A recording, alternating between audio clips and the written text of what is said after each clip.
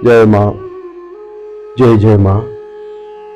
श्री जीवन सूत्र अध्यात्म सत्संग के 108वें सत्र में आप सभी परम गो प्रेमी, परम गीता प्रेमी सज्जनों का स्वागत है। भगवान की परम पावनी कृपा से गीता जी का आश्रय लेकर के जीवन को हम सहज, सुखद आत्मानुभूति, परमात्मा प्राप्ति के भाव के साथ जी सके, उसके लिए गीता जी ने हमें सहारा दिया है। इस संसार में गीता जी एक अद्भुत आश्रय है साधकों के लिए। आप सभी जानते हैं इस बात को कि यहां से उज्जैन जाने के दो रास्ते हैं, तीसरा भी होगा। हमें जो जानकारी है उसके अनुसार एक मार्ग तो है कि जो गरोठ उज्जैन वाला 4 लेन मार्ग है, 4 पंक्ति का जो मार्ग है, वो यहां से उस पर चढ़ जाओ तो उज्जैन चले जाते हैं। दूसरा जो है वो यहां से आगर होके, सुसनेर होके, गटिया होके, घोंसला होके और उज्जैन चले जाओ। ये 2 रास्ते हैं। अब ये जो 2 रास्ते हैं, इन दोनों रास्तों में से अच्छा मार्ग कौन सा माना जाता है? आजकल यहां से उज्जैन जाने के लिए आगर सुसनेर वाला ठीक माना जाता है कि वो ठीक माना जाता है जो 4 लेन वाला है? आप सभी एक ही बात कहोगे, जहां तक मुझे विश्वास है कि 4 लेन वाला रास्ता अच्छा है। ऐसे ही जैसे उज्जैन जाने के लिए 2 मार्ग हैं, उनमें से एक मार्ग को अधिक अच्छा बताया गया है। दूसरा भी अच्छा है, लेकिन अधिक अच्छा जो 4 पंक्ति वाला रोड है, ये बताया गया है। अर्थात भगवान के पास जाने के भी रास्ते अलग अलग हैं। कोई पगडंडी है, कोई कच्चा है, कोई ग्रेवल वाला है, कोई उबड़ खाबड़ है, कोई 1 लाइन है, कोई 2 लाइन है, कोई 4 लाइन है, कोई 8 लाइन। इससे अलग अलग रास्ते भगवान के पास जाने की भी है। और जैसे आगर होके जाओ कि आप उस 4 पंक्ति वाले से जाओ, ले जाएगा तो आपको वो उज्जैन ही, ये पक्का है, ले जाएगा उज्जैन ही। परंतु एक में थोड़ी सुविधा है, एक में थोड़ी सुविधा है। ऐसे ही भगवान को पाने के अनेकों अनेक मार्ग हमारे महापुरुषों ने बताए हैं, अपनी अपनी युक्ति से, अपने अपने तरीके से। और युक्ति भी कैसी, तरीका भी कैसा कि जो चल करके पहुंचा लगभग उन्होंने बताए हैं। वो चाहे पगडंडी से चल के पहुंचा, चाहे चौड़े मार्ग से चल के पहुंचा, चाहे रथ में बैठ के पहुंचा, चाहे पैदल पहुंचा, लेकिन जो भगवान तक पहुंच गया, जिसने भगवान को जान लिया, उन्होंने अपने अपने तरीके से रास्ते बताए। इसलिए ये कहना तो ठीक नहीं है कि अमुक रास्ता गलत है। भाई मैं आगर होके जाऊं, सुसनेर होकर के, घोंसला होकर उज्जैन आ जाए, और एक व्यक्ति 4 लेन से जाए और वो कहे कि उज्जैन आ गया। अब वो 4 लेन वाला कहे कि नहीं नहीं मैं ही पहुंचा हूं, वो आगे वाला पहुंच ही नहीं सकता। तो क्या ये सच है? ये सच नहीं है, क्योंकि पहुंचे तो दोनों ही है, अपने अपने तरीके से पहुंचे। ऐसे ही प्रभु प्राप्ति के मार्ग जिन जिन लोगों ने बताए हैं, भगवत प्राप्ति के मार्ग जिन जिन लोगों ने बताए हैं, वो सब अपने अपने तरीके से पहुंचे हैं। चाहे भक्ति मार्ग हो, चाहे ज्ञान मार्ग हो, चाहे सेवा मार्ग हो, चाहे और कोई मार्ग हो, समाधि मार्ग हो, अन्य अन्य जिस जिस मार्ग से जो जो पहुंचे और जिन्होंने जिन्होंने अपने अनुभव को प्रकाशित किया, वो सब ठीक है। लेकिन बहुत सारे महापुरुषों ने मिलकर के 3 रास्तों को सर्वोत्तम बताया, जिनको कहा जाता है प्रस्थान त्रय। प्रस्थान शब्द का अर्थ होता है राजमार्ग। हाईवे, त्रय का मतलब 3, तो बाकी सारी पगडंडियां हैं, छोटे मार्ग हैं। सब महापुरुषों के मता अनुसार 3 रास्ते ऐसे हैं जो एकदम बढ़िया है, बिना दुर्घटना के, बिना व्यवधान के पहुंचा जा सकता है। वो 3 मार्ग कौन से हैं? शास्त्र मार्ग, तीनों शास्त्र मार्ग हैं। प्रस्थानत्रय, तो पहला बताया है ब्रह्म सूत्र, जो एकदम छोटे छोटे सूत्र बने हुए हैं। दूसरा बताया है उपनिषद, वेदों को ही सरल करके, 4 वेदों को सरल करके 108 उपनिषदों में समाहित कर दिया। जो अधिक संस्कृत के ज्ञाता नहीं है, बड़ी बातों को समझ नहीं सकते, संस्कृत के क्लिष्ट श्लोक जिनको समझ में नहीं आते हैं, उनके लिए कथानक रूप में उपनिषदों की रचना कर दी। वो वैदिक मार्ग भी उसको कहा जा सकता है। और तीसरा है गीता जी। प्रस्थान त्रय में 3 राजमार्ग में एक का नाम है ब्रह्मसूत्र, दूसरे का नाम है उपनिषद और तीसरे का नाम है श्रीमद् भगवत गीता। अब इन तीनों में भी अपने जैसे अनपढ़ और सामान्य लोगों के लिए गीता जी आसान पड़ती है। ब्रह्मसूत्र भी सामान्य नहीं है, बहुत ऊंची चीज है। उपनिषदों का ज्ञान भी कोई कमजोर नहीं है, बहुत अद्भुत है। परंतु हम जैसे साधारण लोग जिनको बहुत अधिक ज्ञान नहीं है, बहुत अधिक ज्ञानियों की संगति में भी नहीं बैठ पाए, छोटी मोटी सेवा चाकरी करते करते इधर उधर से जो कुछ उड़ता उड़ता सुना, वो जो दिमाग में है, उनके लिए गीता जी सर्वोत्तम साधन है, जो आसानी से समझ में आ जाता है। इसलिए हम अपने जीवन को ठीक करने के लिए, बाकी जो उपदेश वाले विषय हैं वो अन्य लोगों के लिए खूब उपयोग में आते हैं, लेकिन गीता जी एक ऐसा साधन है जो अपने पड़ोसी के लिए भी नहीं है, अपने परिवार के लिए भी नहीं है, सिर्फ अपने लिए है। गीता जी को पढ़ करके किसी और को ज्ञान देने का विषय नहीं होता है। गीता जी पढ़ के अपने को ज्ञान लेने का विषय होता है।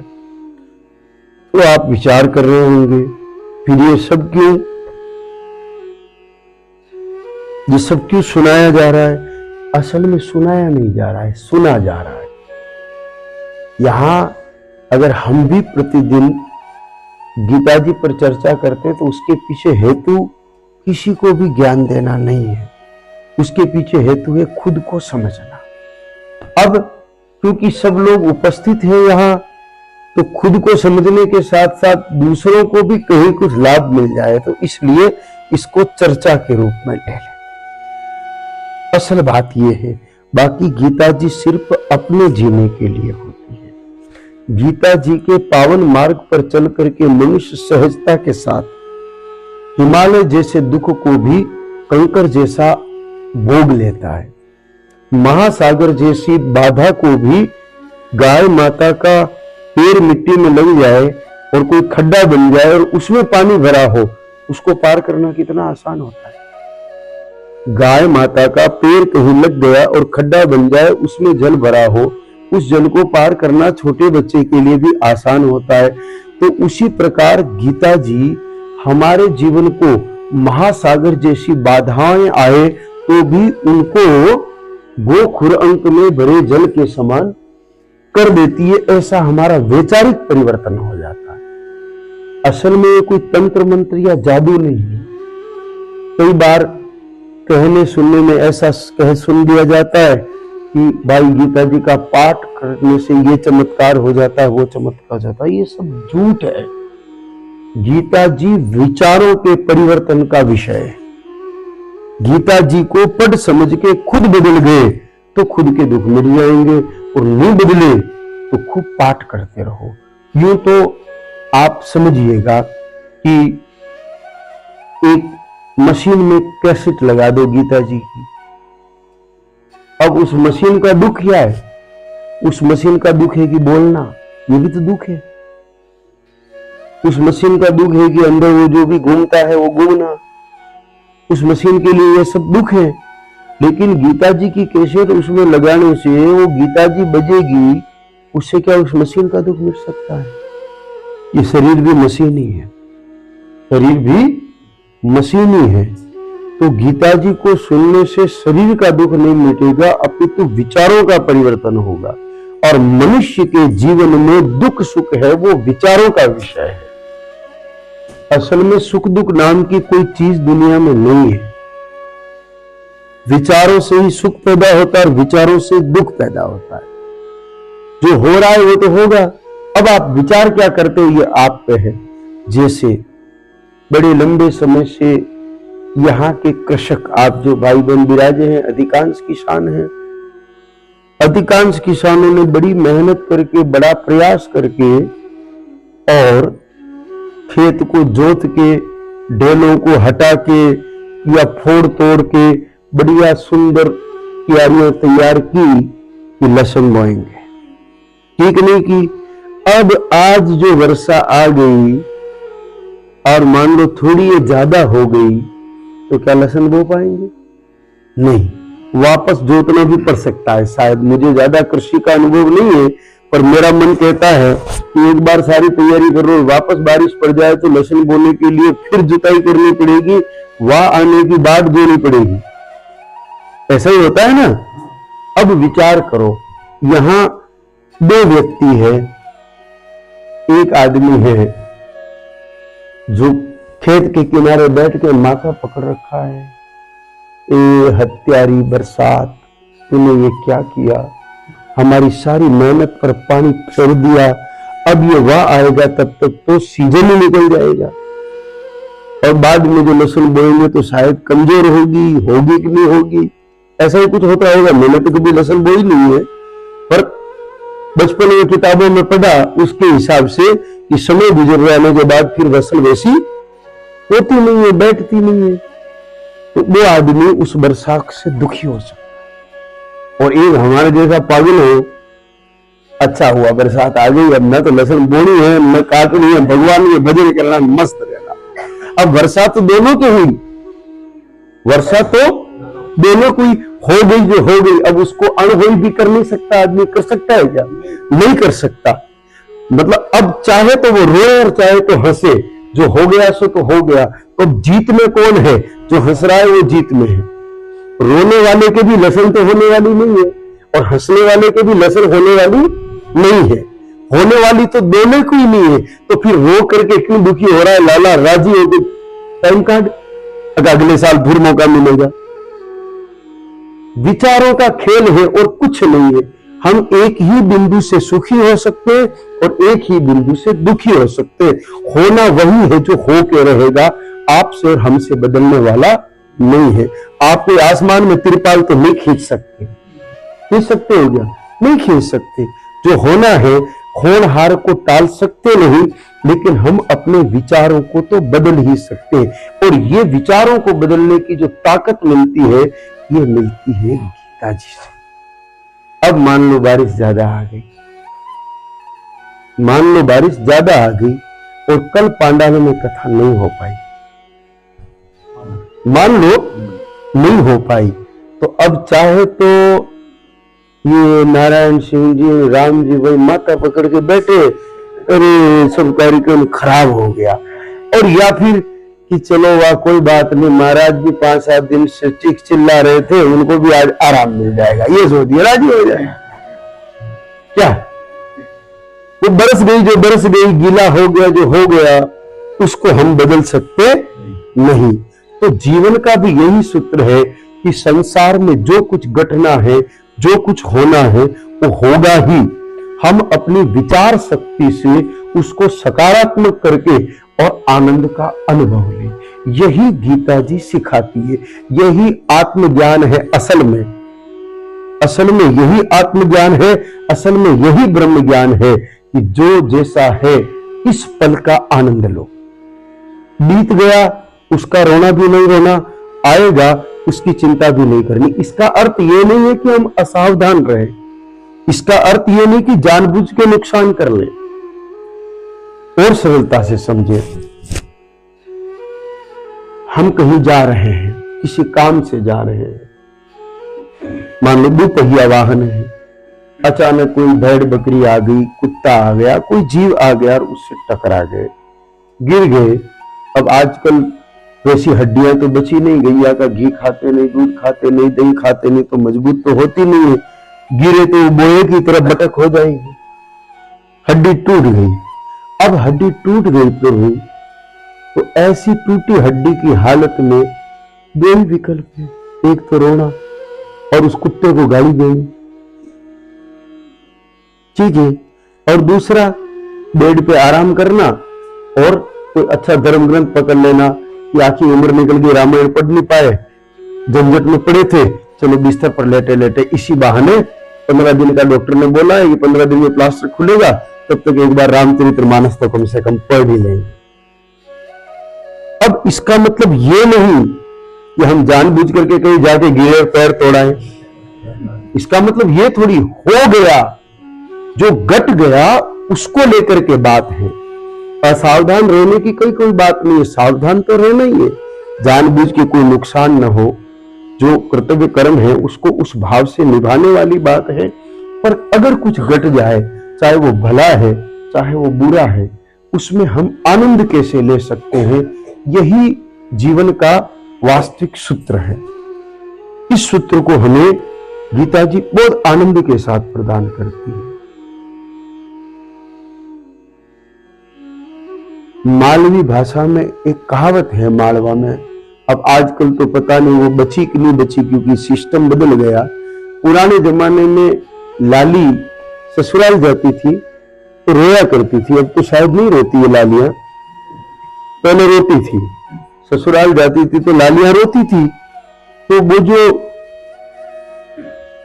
वो लेने वाला पक्ष आता था ना, उसमें से वो जो थोड़ी मजाकिया किस्म की माताएं होती थी, वो कहती थी कि वेननी तू रोई की री की तू सासरे तो जानो पड़ी, ठीक है ना। तो वही है कि जीवन तो हमें जीना ही है।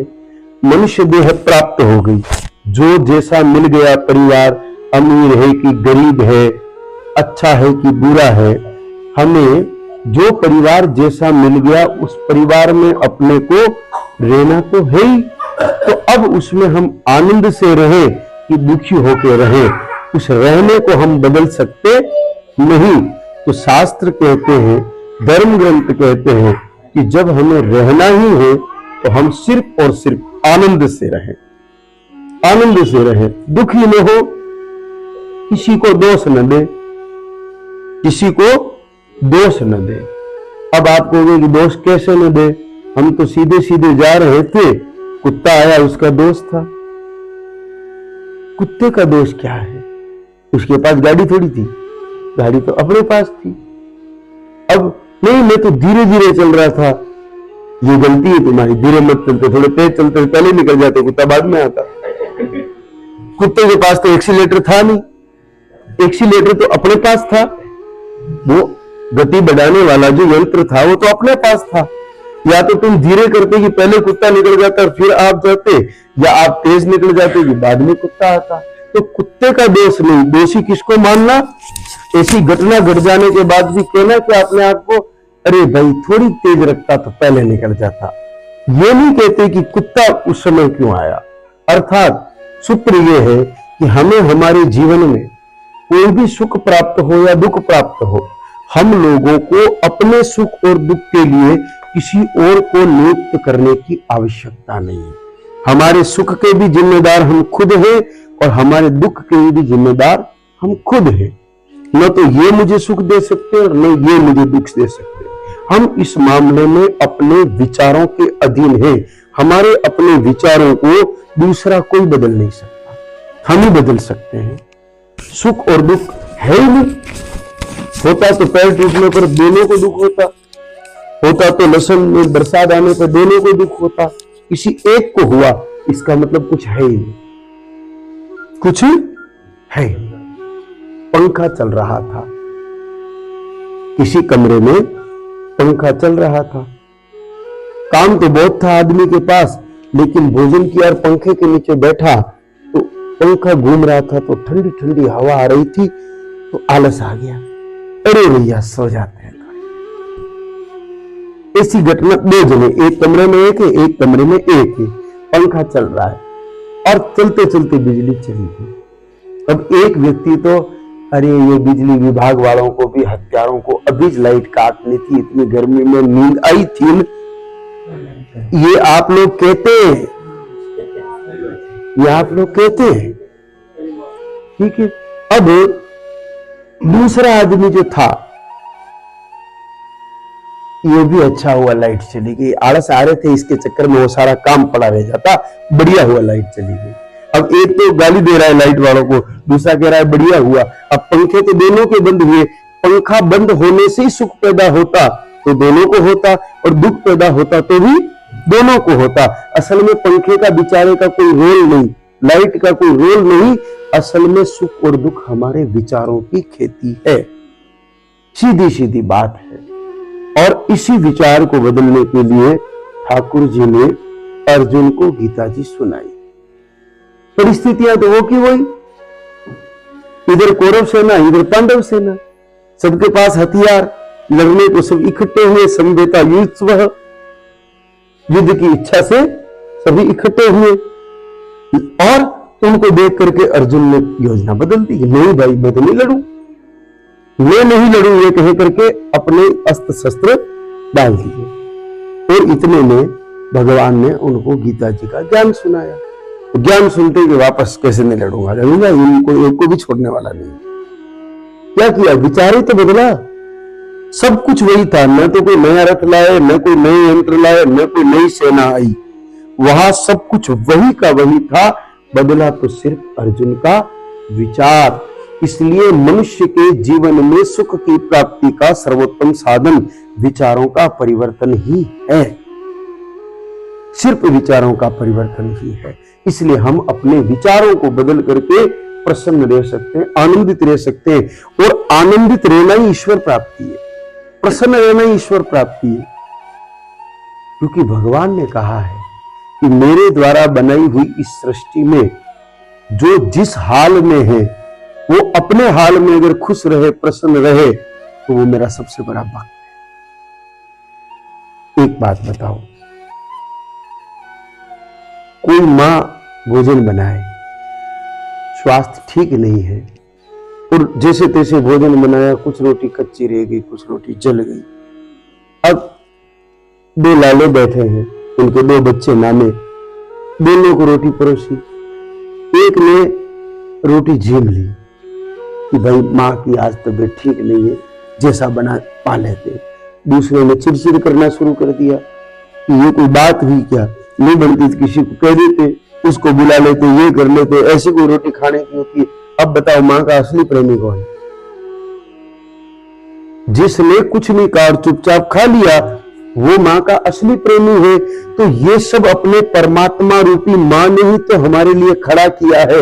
अब जैसा है उसको प्रसन्नतापूर्वक अपना ले, इसका मतलब हम उसके असली भक्त हैं, असली प्रेमी है। और इसमें मीन मेख निकालने बैठ जाए, इसका मतलब हम नकली है, हमारे मन में प्रेम नहीं है। एक सरल सा विषय है, कोई गूढ़ ज्ञान की बात नहीं है। हम भगवान के द्वारा रचित इस सृष्टि में मौज से रहें, आनंद से रहें, प्रेम से रहें, बस समझ लो कि हमको भगवान मिल गए, हमने भगवान को मान लिया।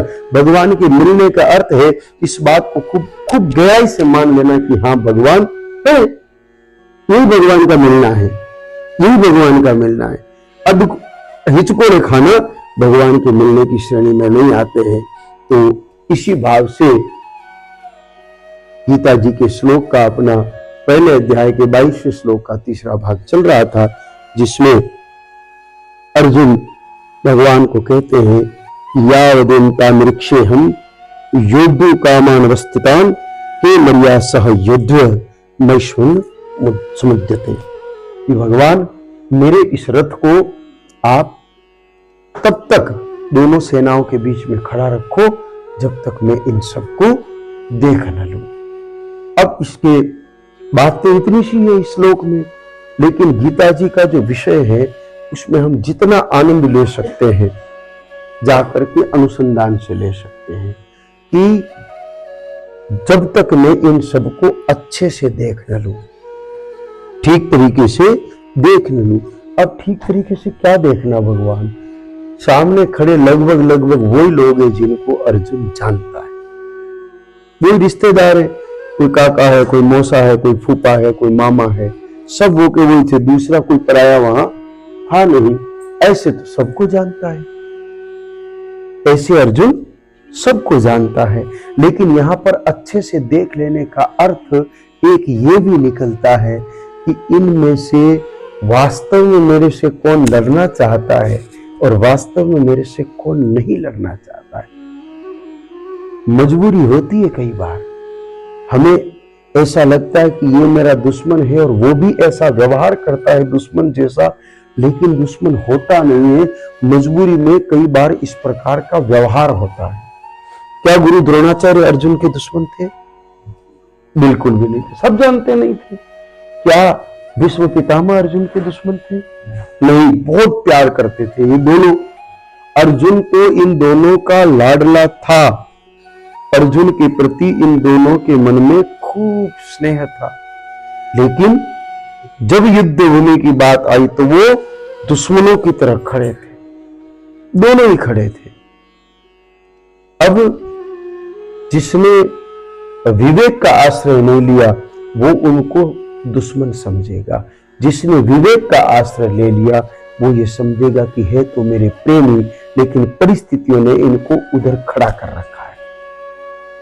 अब अर्जुन को ये समझना था कि मैं ये समझना चाहता हूं कि वास्तव में मेरे प्रति इनमें से घृणा किस किस के मन में है और मजबूरी में कौन कौन है। जो मजबूरी में है उनकी मजबूरी को मुझे समझना पड़ेगा, और मजबूरी में लड़ने वाला अपराधी नहीं होता है। अब बात लड़ने की नहीं है, मजबूरी में कुछ भी गलत करने वाला अपराधी नहीं होता है। एक व्यक्ति चोरी करता है इसलिए कि मैं बहुत सारा रुपया चुरा के लाऊंगा, बंगला बनाऊंगा, ऐसी गाड़ी खरीदूंगा, ऐसे होटलों में जाऊंगा, अच्छा भोजन करूंगा, ऐसे घूमूंगा फिरूंगा, ऐसो आराम करूंगा। एक आदमी चोरी करता है यह विचार करके कि मेरे 3 बच्चे हैं, 3 दिन से इनको भोजन नहीं मिला, अब कुछ भी करके कहीं से तो कुछ उठा के लाऊं कि इनका पेट भर दूं। तो अब वो अपराधी नहीं है। कौन? जिसने मजबूरी में बच्चे का पेट भरने के लिए चोरी की वो अपराधी नहीं है। बहुत गहराई से विचार करें तो अपराधी वो लोग हैं जिसके यहां उसने चोरी की। अपराधी वो लोग हैं जिसके यहां उसने चोरी की, क्योंकि मानव समाज में किसी को भोजन के लिए भी चोरी करनी पड़े इसका मतलब हम अपने आसपास वालों का ध्यान तक नहीं रखते हैं। हमारे आसपास में ऐसा कोई व्यक्ति भी जी रहा है जिसको भोजन के लिए भी चोरी करनी पड़ रही है, अर्थात हम अपने कर्तव्य को ठीक से नहीं निभा रहे हैं, इसलिए अपराधी तो हम हुए। तो अर्जुन इसी प्रकार का विचार कर रहा है कि लगता तो है ये रिपुदली लोग हैं, लेकिन वास्तव में है कि नहीं ये तो मुझे समझना पड़ेगा और उसी आधार पर मैं युद्ध करूंगा। यहां पर भी उसी आधार पर न्याय होना चाहिए। उसको आप कथानक रूप में समझ लीजिए 2 मिनट के लिए। ये जो सारा घटना है कि एक महिला ने, एक वृद्ध महिला ने एक डबल रोटी का पैकेट चुरा लिया किसी दुकान से, ब्रेड का पैकेट।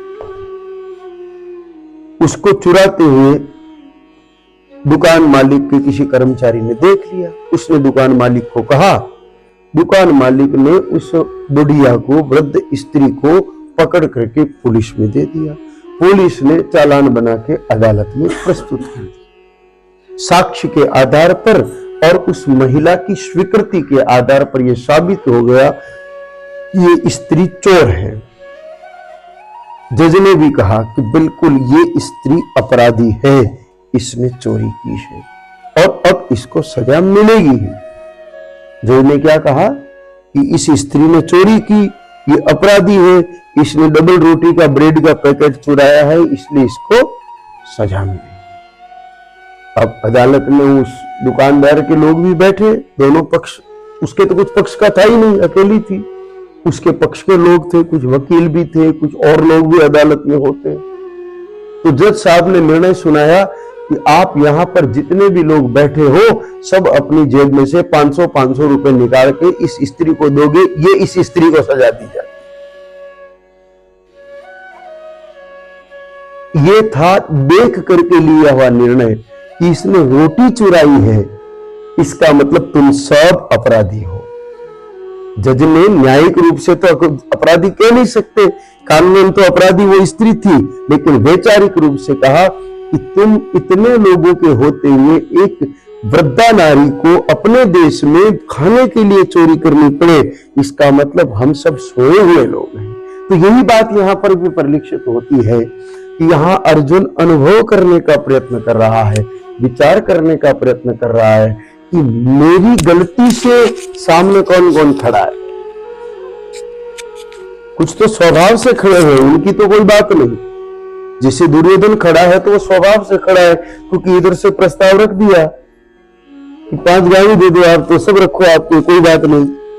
लेकिन उसका तो स्वभाव है, वो तो बदलने वाला नहीं है।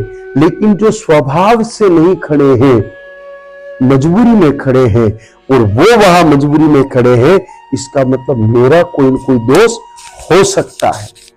उनके अपराधी बनने के पीछे मैं कहीं दोषी तो नहीं हूं, ये मैं एक बार अच्छे से देख लूं।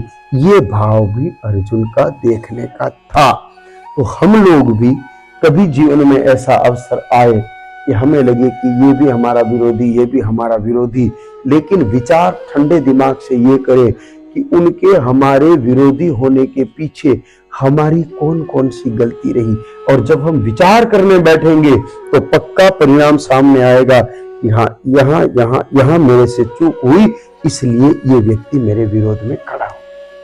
हमें पता लग जाएगा विवेक है। और अहंकार होकर के नहीं मेरी क्या गलती है, तो आपको कुछ भी अनुसंधान में मिलने वाला नहीं है। तो विवेक से विचार करने पर हमें ऐसा अवसर प्राप्त होगा और ये मिलते कि हम सुखी हो जाएंगे। जैसे हमें ये पता चलेगा कि वो मेरी गलती के कारण ऐसा कर रहा है, तो उसकी क्रिया से जो हमें दुख पहुंच रहा था वो दुख पहुंचना बंद हो जाएगा। ये सुखी होने का तरीका है। तो यही तरीका गीता जी सिखा के अंतोगत हमें आत्म आनंद प्रदान करती है। आज का समय पूर्ण हुआ, इसलिए आज की वार्ता को भी पूरी करते हैं। जय मां, जय जय मां।